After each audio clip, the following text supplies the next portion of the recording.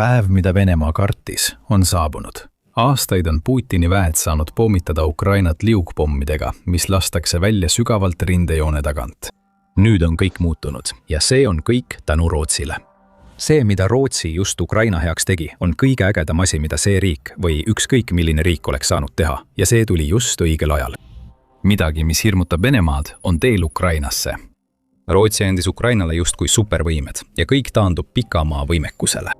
See on täiesti hullumeelne. See võib potentsiaalselt sõja lõpetada. 28. mail pidasid Rootsi peaminister Ulf Kristersson ja Ukraina president Volodõmõr Zelenski ühise pressikonverentsi, et teatada olulisest arengust. Tehing on tehtud. See on Vikometic. 16 Rootsi Gripen CD hävitajat saadetakse Ukrainasse.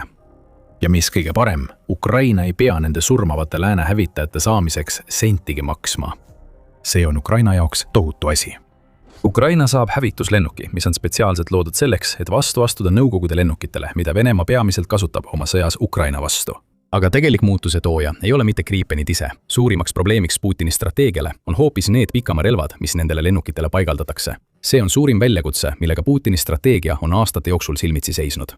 Enne kui selleni jõuame, räägime tehingust endast. 16 Gripen CD hävituslennuki tarned peaksid algama 2027 aasta alguses, kuid sellele on seatud üks tingimus. Ukraina hakkab neid lennukeid saama alles siis, kui ta on ametlikult allkirjastanud ostutellimuse täiendavate Gripenite jaoks, mida Rootsi tulevikus tarmib. Ukrainat see ei huvita. Nad kavatsevad selle dokumendi kindlasti allkirjastada, mis tähendab, et riigipiloodid valmistuvad juba selleks, et kasutada oma uusimat relva Putini vägedele tohutu kahju tekitamiseks. See on tõeliselt ajalooline sündmus, ajalooline päev meie koostöö ja meie riikide jaoks, ütles Zelenski ühisel pressikonverentsil lisades. Me räägime konkreetselt Gripeni eskadronist Ukrainale ja see on meie jaoks tohutult oluline toetus. Ukraina president avaldas ka, et selle lepingu allkirjastamise ja Gripeni Ukrainasse jõudmise vahele jääb umbes 10-kuuline ooteaeg, mis annab Ukraina pilootidele rohkem kui piisavalt aega täiendada oskusi, mille arendamisega nad alustasid juba mõni kuu tagasi. Need piloodid oskavad juba Gripeniga lennata. Nüüd laiendab Ukraina oma pilootide väljaõppetaristut ja saadab veelgi rohkem piloote välismaale koolitust lõpetama. Ja see pole veel kõik. Me mainisime hetk tagasi üht kindlat tingimust. Ukraina peab allkirjastama ostutellimuse veel rohkemate Gripeni hävitajate jaoks, enne kui ta saab kätte need lennukid, mida Rootsi annetab. Kristenseni sõnul soovib Ukraina osta veel 20 Gripeni hävitajat ning nende lennukite tarned peaksid algama mingil hetkel 2030 aastal. Kuid need ei ole samad Gripeni tüübid, mida Ukraina saab 2027. aastal. Need on Gripen CD mudelid. Lennukid, mida Ukraina kavatseb osta, mille tehingu väärtus on väidetavalt umbes $2,9 miljardit, on Gripen EF mudelid. Uuemad lennukid, võimsamad lennukid. Täiuslikud lennukid, et saata Venemaale sõnum. Ukraina kavatseb mitte ainult kasutada Rootsi võimsate hävitajate jõudu Venemaa vastu lähitulevikus, vaid tagab ka, et tal on tugev lennukipark valmis tegutsema, kui Putinil või tema käsilastel peaks tulevikus tekkima rumalaid mõtteid Ukrainat uuesti rünnata. See tehing saab võimalikuks tänu Euroopa Liidu suurele laenule, mis kiideti heaks aprillis pärast Ungari valimisi, kus lõpuks eemaldati Venemaa liitlane Viktor Orbán võimult. Kui Orbán oli läinud, loobus Ungari vetost, mis oli takistanud umbes $106 miljardi jõudmist Ukrainasse. Mõistes, mis on tulemas, loobus ka Slovakkia oma vetost, eemaldades viimase takistuse, mis seisis Ukraina jaoks hädavajaliku rahasüsti tee peal. Peaaegu $3 miljardit sellest rahast läheb Gripeni hävitajate jaoks. Need koos 16 vanema mudeliga, mille Ukraina saab, võivad Ukrainale mitmel moel tohutut vahet teha. Pikk käsi on üks neist ja me jõuame selle juurde kohe varsti. Aga mis Putinit kõige rohkem muretsema paneb, on see, et Gripenite saabumine Ukrainasse tähendab, et õhuvägi, mida ta oma sissetungi alustades Venemaale ohutuks pidas, muutub nüüd kaasaegsemaks ja palju ohtlikumaks. 16 Gripenit, mille Rootsi saadab Ukrainasse 2027. aastal, koos veel 20, mida Ukraina plaanib osta, liituvad üha kasvava läänepäritolu õhutulejõu arsenaliga, mis on muutmas õhulahingut Ukraina sõjas. Ukrainal on praegu umbes 40 F-16 lennukit, mille on annetanud tema läänepartnerid Euroopas. Need 40 hävitajat moodustavad umbes poole sellest, mis Ukrainale on lubatud, kuna Belgia ja Norra F-16 lennukid ootavad veel üleviimist. Belgia ootab F-35 lennukite saabumist, mille ta ostis USA-st, ja Norra tegeleb remonditöödega, mis võtavad oodatust kauem aega. Kui need takistused kõrvaldatakse, muutub Ukraina õhuvägi veelgi tugevamaks. Lisaks tegutseb Ukraina õhuruumis vähemalt 5 Mirage 2005 F-lennukit. Saabuvad Gripenid suurendavad seda tulejõudu veelgi. Pole paha riigi kohta, kellel oli 2022 aasta veebruaris Putini vägede sissetungi ajal vaid mõned vanemad Nõukogude lennukid. Nii olulised, kui need teised lääne mudelid ka poleks, on nende suurimaks puuduseks see, et nad pole võib-olla nii osavad sellise sõjapidamisega, millega Ukraina Venemaa vastu silmitsi seisab. Sama ei saa öelda Gripeni kohta. See hävituslennuk on Ukraina õhuväele ideaalne täiendus mitmel põhjusel, alustades pikast käeulatusest. See konkreetne eelis muudab Ukrainas kõike, kuid enne kui selgitame miks, tuletame kiiresti meelde, et vaatate saadet The Military Show. Kui leiate meie kanalist väärtust, siis ärge unustage tellida, et ei jääks ühestki meie videost ilma. Oleme seda piisavalt kaua vihjanud ja nüüd on aeg avaldada, mis on see pikk käsi ning selleks vajame vaid ühte sõna. Meteor. Ukraina presidendi kantselei asetäitja Pavlo Palisa sõnul varustatakse kõik Rootsi poolt Ukrainale antavad Gripenid pika tegevusraadiusega õhk-õhk-tüüpi Meteor-rakettidega. Kuid mis kõige tähtsam, Meteor-rakettidega varustatud Gripenid saavad olema meie pealetungi pikaks käeks, mis võimaldab meil Vene kopterikandjad rindelt eemale tõrjuda. See on hindamatu tugevdamine nii meie lennuväele kui ka jalaväe kaitsele, teatas Palisa telegrammis, andes vihje, miks see pikk käsi on Ukraina plaanide jaoks nii oluline, et tulla toime Venemaa õhust lähtuva ohuga. Asi ei ole ainult Rootsi hävitajate ründevõimekuses. Meteoriga on Ukrainal relv, mis suudab peatada Vene liukpommid nende teel, mitte pommide endi tabamisega, vaid tehes midagi nii surmavat, et Venemaa ei saa neid enam kunagi välja lasta. Nagu Euromiden Press välja toob, on Meteor selle konkreetse ülesande jaoks ideaalne rakett. Meteorit on juba pikka aega peetud üheks maailma kõige arenenumaks õhk-õhk-tüüpi raketiks, eelkõige seetõttu, et see suudab läbida 10 kilomeetreid ja tabada sihtmärke, mis asuvad sügaval rindejoone taga. MBDA, kes toodab seda raketti, pakub välja põhilised tehnilised andmed. Kaaludes 190 kilogrammi ei ole see rakett, mida Ukraina kasutaks kindlustatud positsioonide hävitamiseks. Tal on küll tulejõudu, aga see ei vii sihtmärgile 100 kilogramme lõhkeainet. Meteor-raketi peamine eelis on tohutu täpsus koos piisava jõuga, et hävitada väga kindlat tüüpi sihtmärke. Meteorit saab kasutada mitut tüüpi hävituslennukitel, F-35 Prantsuse Rafale, Eurofighter Typhoon ja Gripen, mis kõik on selle raketiga ühilduvad platvormid. Meteor on kaugmaa õhk-õhk-rakett, mis on Ukraina strateegia jaoks võtmetähtsusega. Teiste õhk-õhk-rakettide puhul peaks Ukraina Gripeni jõudma enne oma laskemoona kasutamist Vene õhutõrje või lennukite laskeulatusse. Meteoriga see nii ei ole. Gripen võib ühe neist rakettidest välja tulistada ja Venemaa ei saa arugi, mis toimub, enne kui rakett on juba sihtmärgi suunas teel. Kui Meteor jõuab sihtmärgini, vabastab see keeruka lööklaine ja killu lõhkepea, mis on spetsiaalselt loodud vaenlase lennukite kahjutuks tegemiseks. See annab väikese vihje selle kohta, kuidas Ukraina kavatseb oma kaugele ulatuvat võimekust Venemaa liukpommide vastu kasutada. Raadiosageduslike lähendus- ja lööksütikute kombinatsioon võimaldab Meteoril tabada sihtmärke mitmel viisil, samal ajal kui killu lõhkepea tagab kahjustuste tekitamise laialdases sihtmärgi piirkonnas, suurendades edu tõenäosust. Meteorist pole lihtsalt pääsu ning olukorra teeb Venemaa jaoks veelgi hullemaks see, et rakett suudab liikuda kiirusega üle Mach 4. Sihtmärk võib küll põgeneda ja proovida varjuda, kuid see tohutu kiirus tähendab, et Meteorile ei suuda ta eest ära joosta. Lennu ajal saab raketile kursiparandusi anda andmeside kaudu ning lennu keskfaasis kasutab see sihtmärgil püsimiseks inertsiaalset navigeerimist. Kui Meteor jõuab lennu lõppfaasi, lülitub see iseseisvaks juhtimiseks aktiivse radariotsija kasutamisele. Teisisõnu, rakett lukustub sihtmärgile ja hävitab selle. Ja kuni 200 kilomeetri ulatuse ning 60 kilomeetrise vältimatu tabamuse tsooniga hävitab Meteor oma sihtmärgi enamasti. Seega on Meteor Venemaa jaoks probleem nii oma võimsuse kui ka selle tõttu, kuidas Ukraina kavatseb seda kasutada. Kuid selle probleemi taga on veelgi suurem küsimus. Asi pole ainult selles, et Meteor-raketid aitavad Ukrainal liukpomme mängust välja lülitada ja varsti saad teada, kuidas see käib. Need Gripeni hävitajad, mis neid rakette tulistavad, sobivad Ukrainale samuti ideaalselt, võib-olla isegi rohkem kui ükski teine lääne lennuk, mida riik on saanud. Miks? See on odav, kiire ja pakub sellist reageerimisvõimet arenevatele ohtudele, mida Ukraina on aastaid igatsenud. Gripeni teeb nii eriliseks see, et see ühendab mitmekülgsuse disainiga, mis sobib ideaalselt Venemaa õhustrateegiaga toimetulemiseks.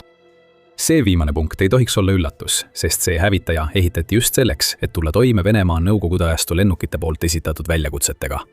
Kuid sama võiks öelda ka teiste lääne hävitajate kohta. Gripen eristub kõigist teistest lennukitest, mis Ukrainal arsenalis on, sest see ei vaja suuri ja ettevalmistatud lennuradu, mida F-16 ja Mirage tüüpi lennukid vajavad. Gripen suudab õhku tõusta palju lühematelt lennuradadelt, olles piisavalt mitmekülgne, et vajadusel startida isegi lühikeselt maanteeleigult. See on oluline mitmel põhjusel. Esiteks tähendab see, et Gripen suudab reageerida kiiremini kui ükski teine lennuk Ukraina arsenalis lähenevale ohule. Aega võidetakse väiksema hulga stardieelsete toimingute tõttu, nii et Gripen võib juba õhus olla ja lähenevaid droone alla tulistada, samal ajal kui F-16 ootab veel maapinnal kinnitust, et on ohutu õhku tõusta. Teiseks, mõtleme sellele, kuidas Venemaa kõige tõenäolisemalt Gripeni hävitaks. See ei ole selle alla tulistamine õhus. Selle tagavad meteor ja selle võime tegutseda väljaspool nähtavusulatust. Venemaa parim võimalus on sihtida lennuvälju, kus Ukraina hoiab oma Gripeneid. Hävitajad on enamasti kaitstud ohtude eest tugevdatud angaarides, kuid lühike aeg angaarist väljatuleku ja õhkutõusu vahel on alati probleem. Mida lühem see periood on, seda väiksem on võimalus, et Vene rakett tabab ühte Ukraina uut Rootsi hävitajat, kui see on maapinnal. Kõik see tähendab, et Gripeni hävitaja saabumisega suudab Ukraina reageerida Venemaa õhuohtudele peaaegu koheselt. Ja asi läheb veel paremaks. Gripeni üks olulisi omadusi on ka ülilühike ettevalmistusaeg järgmisele väljalennule. Ukraina piloodi Vadim Voroslovi sõnul, kes on öelnud, et Gripen on ainus hävitaja, mida tuleks valmis oma riigi eest lendamiseks kas või hingehinnaga juhtima, saab lennukit ideaaltingimustes tankida ja uuesti relvastada vaid 10 minutiga. Kui tegemist on näiteks droonirünnakuga, tähendab see, et Gripen saab lennata ühe missiooni, hävitada teel droonid, maanduda, tankida ja uuesti relvastada ning seejärel tõusta kiiresti õhku teiseks missiooniks, et hävitada järgmine droonide laine. Võid arvata, et see kõik tähendab, et Gripen on kallim kasutada kui näiteks piiratum hävitaja nagu F-16. Aga see ei ole ka nii. Lennutunni hinnavõrdluses avaldas Defense Express, et Gripen on üks odavamaid kaasaegseid hävitajaid kasutada. Gripen CD hävitajad, mis suunduvad Ukrainasse. 2027. aastal maksavad väljaande sõnul $20 600 lennutunni kohta. Isegi uuemad Gripen EF-lennukid, mis hakkavad Ukrainasse saabuma 2030 aastal, maksavad vaid $22 100 tunnis. Mis puudutab F-16-sid, eriti F-16V mudelit, siis selle lennuki lennutund maksab hoolduse, meeskonna, kütuse ja logistikakulusid arvestades $25 600. Tõsi, esmapilgul pole see tohutu vahe, kuid sadade lendude tundide jooksul koguneb $5000 suurune sääst lennutunni kohta kiiresti sadade tuhandete ja lõpuks miljonite dollariteni. Ukraina jaoks, kes püüab iga senti kokku hoida ja olla õhus võimalikult tõhus, pole selline kokkuhoid sugugi tühine asi. Zelenski võttis selle kõik kokku juba 2025 aasta oktoobris, kui tuli uudis, et Ukraina üritab hankida Gripeni hävitajaid. Gripeni hooldus on kõige odavam, sest selleks on vaja kõige vähem personali. Meie pilootidele, kellel on kvalifikatsioon ja kogemused, ei ole see nagu F-16 puhul 1,5 aastat väljaõpet, vaid 6 kuud.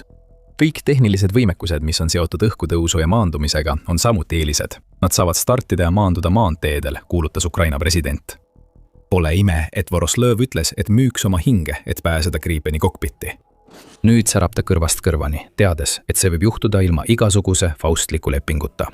Mis teeb Voroslovi ja Zelenski veelgi õnnelikumaks, on see, et Gripeni pikem käeulatus suudab toime tulla ohuga, mis on Ukrainale probleeme põhjustanud. Mainisime varem, liukpomme. Venemaa õhustrateegia suure osa sõjast on olnud saata oma hävituslennukid, peamiselt Su-34 õhku, et lasta nõukogude ajast pärit pomme, mis on muudetud keskmise tegevusraadiusega laskemoonaks, spetsiaalselt loodud tiivakomplektide abil. Eelised on ilmsed. Su-34 ei pea nende pommide heitmiseks Ukraina õhutõrjele lähedale minema. Nad lihtsalt tõusevad õhku, tulistavad ja maanduvad siis tagasi. Ja kuigi need pole maailma kõige täpsemad relvad, sisaldavad liukpommid sageli mitusada ja mõnikord isegi 1000 kilogramme hävitavat jõudu. Kui neid tulistatakse Ukraina linnade pihta, pole täpsus nii oluline kui nende tohutu hävitusjõud. Venemaa on pidevalt suurendanud liukpommide arvu, mida ta Ukraina pihta tulistab, ning tavaliselt laseb ta neid iga kuu mitu tuhat. 2026 aasta märts oli Putini strateegia jaoks märkimisväärne kuu.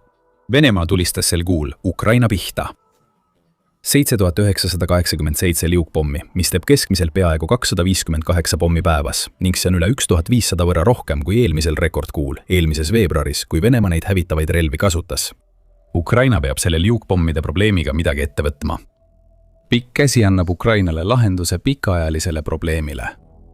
Gripeni ja meteori kombinatsioon tähendab, et Ukraina saab tulistada relva, mis on mõeldud Su-34 ja sarnaste lennukite hävitamiseks 10 kilomeetrite kaugusel rindejoonest. See tähendab, et venelased riskivad piiride muutumisega. Enne meteori saabumist võis Vene piloot tõusta õhku kuni 100 kilomeetri kaugusel oma liukpommi sihtmärgist ja tunda end üsna turvaliselt. Nüüd kaasnevad selliste väljalendudega uued riskid. Iga Su-34, mis tõuseb õhku Ukraina meteorrakettide ulatuses, on ohus alla lasta saada nii enne kui ka pärast oma laastava lasti vabastamist. Kogu Putini õhustrateegia arvestus on muutunud ja Ukraina arvestab sellega. Gripenite ja meteoritega loodab Ukraina sundida Venemaa lennukeid nii kaugele taanduma, et nende liugpommid muutuvad kasutuks. See oleks Ukraina jaoks tohutu saavutus.